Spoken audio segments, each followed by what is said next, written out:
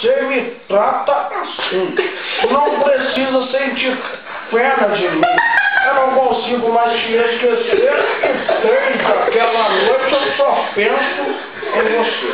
É com essa frase da música da Dona Max que eu converso com o meu entrevistado de hoje. Ele que não é ator, ele finge ser cantor. Ele não me traz bem-estar, mas se acha um popstar. A única dele é o gaguejar. É com essa aqui que eu vou conversar com meu amigo Ruth Lemos. Agora me fala aqui uma...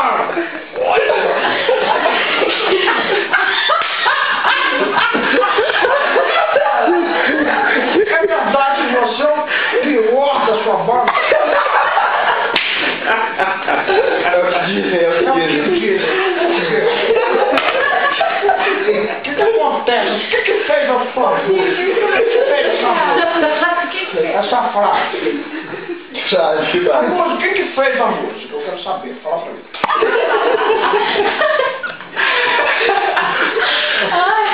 Ela toca o coração de várias pessoas. Não, eu pergunto no meu programa quem fez a música. O compositor. Quem fez? Daniel, nada. Daniel que fez. É o Daniel...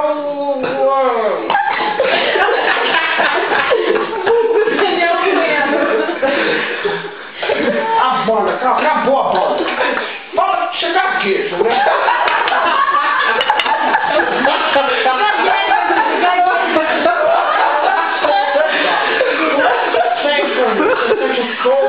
É bom, é ruim. De gaguejar. Você fala assim, fala pra mim uma coisa. Explica uma coisa. Eu não vejo.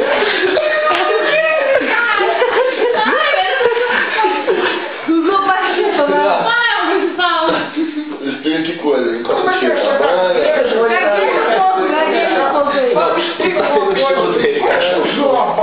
com você, ele chamava Tataruga dopada, não é esse o nome da banda?